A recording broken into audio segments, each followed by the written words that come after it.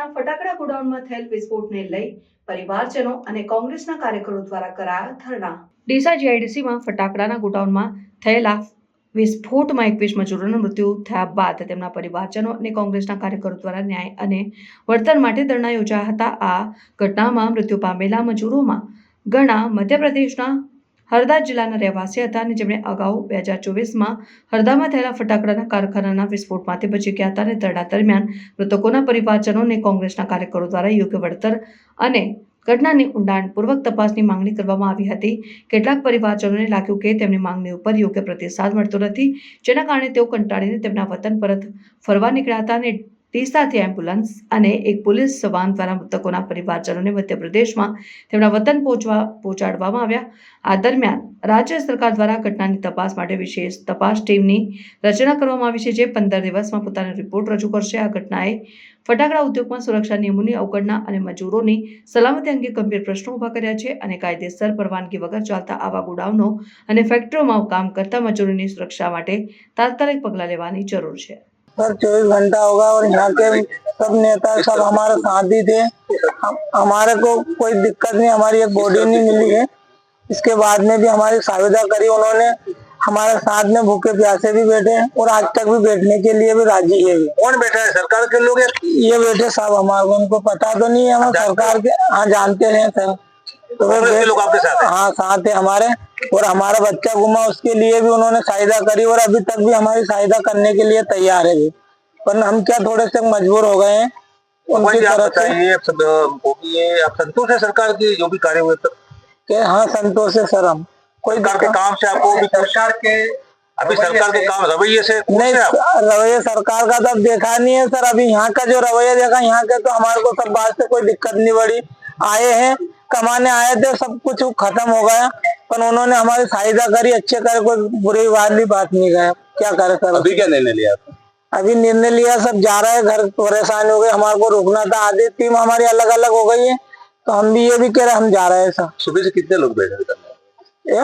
सुबह से कितने लोग आए हुए थे? बहुत आए थे सर, यहाँ की कम से कम 100-150 पब्लिक होगी। यहाँ से आपके साथ सुबह से करने के साथ आपको कैसा लगा? हाँ, यहाँ की जगह तो बहुत हमारी मदद भी कर रहे हैं, हर बात से हमारे को सहायता भी करने की तैयार है वे, पर हम पीछे पड़ गए उनकी। हम क्यों? गुजरात के एमएलए जिग्नेश मेवानी ने आपको साथ दिया बाबूजी। उन्होंने आपको अभी क्या वचन दिए, क्या साथ लगा? वे नहीं कह रहे कि तुम्हारे ऊपर हम नहीं कुछ भी नहीं कह सकते, तुम बोलो, तुम्हारी सहमत उसमें तुम बोलो, आधी रात को हमारे को साथ बोलोगे तो हम साथ देने के लिए तुम्हारे को तैयार। तो अभी आप निकल रहे हो तो हाँ जिग्नेश मेवानी बैठे हैं? हाँ बैठे हैं ना सब, यहाँ पे बैठे हैं, विधायक साहब भी बैठे हैं, सब यहाँ पे बैठे हैं।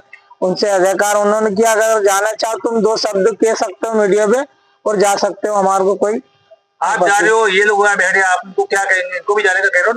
हाँ इनको भी जाने कह रहे हैं साहब, हम जाएंगे तुम्हें थोड़ी यहाँ, उनके ये कहेंगे तुम साहब यहाँ बैठो तुम उनके। और अब तक आपके जो लोग गुमशुदा थे कितने लोग नहीं मिले? बॉडी कितने मिली? मेरे को तो सर मेरी 3 ही बच्चे की बॉडी मिल गई, मेरी मिसेज की भी मिल गई, मेरे को 4 ही इंसान की बॉडी। आपके जो लोग थे जो मजदूरी आए थे, इनमें से कितनों की बॉडी नहीं मिली है? ये एक जने की, इनके लड़के की नहीं मिली है और एक लक्ष्मी जी की नहीं मिली है। प्रशासन ने क्या कहा? नहीं बॉडी मिली? नहीं मिली है, उनको जांच पड़ताल चल रही है, उसमें समय लगेगा, 2 दिन लगेगा। अब 2 दिन में उनकी रिपोर्ट आएगी, जब जाके पता चलेगा। एकदम દિલની વાત કરવા માંગુ છું કે આજનો દિવસ બનાસકાંઠા પોલીસ પ્રશાસન અને રાજ્યની સરકાર માટે કલંકરૂપ રહ્યો। આજનો દિવસ એ કાળા દિવસ તરીકે ઓળખાવો જોઈએ। ગુજરાતની સરકાર અને બનાસકાંઠા પ્રશાસને પોતાના લલાટ ઉપર કલંકની કાળી ટીલી એ રીતે ચોંટાડી કે જે શ્રમિકો કાળી મજૂરી કરવા માટે પોતાના માસૂમ બચ્ચાઓને ગુજરાતમાં મોકલ્યા ને, એને 2 ટંકનો સરખો રોટલો તો ના મળ્યો, મોત મળી। આ મોતનો મલાજો પણ નહીં જાણ્યો અને આ પરિવારજનોને પોતાના સ્વજનો જે ગુમાવ્યા એની લાશ, એના છેલ્લા દર્શનનો પણ મોકો નહીં આપ્યો। આ અધિકારીઓને ઊંઘ કઈ રીતે આવતી હશે? મને સવાલ થાય કે એમના મા બાપ પણ એવું નહીં વિચારતા હોય કે આવા સંતાનોને જન્મ આપ્યા છે જે અધિકારી બન્યા પછી બીજા કોઈના માણસો જે પોતાના સ્વજન ગુમાવે એના મા બાપનું મોઢું પણ જોવા દેતા નહીં. એમના પરિવારજનો એમને કઈ રીતે જોતા હશે? મને આવો સવાલ થઈ ગયો. મને પાક્કી ખબર છે કે મારા મા બાપ, મારા મિત્રો, પરિચિતો બધાને મારી પર ગર્વ છે. હું લડું છું ગરીબો વંચિતો માટે. આ અધિકારીઓના મા બાપ એમને કઈ રીતે જોતા હશે, જે આ ભોગ બનનારા લોકોને એમની જનેતાનું, એના બાપનું, એના ભાઈનું, એની માનું, એના દીકરાનું, દીકરીનું મોં પણ દેખાડવા માટે તૈયાર નથી. આટલી ચાપલુસી, આટલા નિર્લજ્જ બની ચુક્યા. શેના માટે યુપીએસસીઓ પાસ કરી? હે, મને સવાલ થઈ ગયો. સાહેબ, આ ઘટના ગુજરાતમાં બની છે. આ મજૂરોએ થાકી હારી નિરાશા સાથે પાછા જવું પડે. કેવું કેવાય?